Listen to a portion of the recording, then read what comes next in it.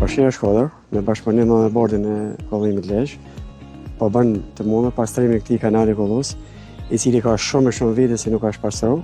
Vetë kryetari i bashkisë u involvu dhe ne morëm një mjet nga bordi Renali Lezhë. Ky është një kanal i rëndësishëm sepse merr gjithë zonën e Bashallekut, po merr edhe gjithë zonën e Berdicimit, gjitha kodrat e Berdicimit vjen në këtë kanal.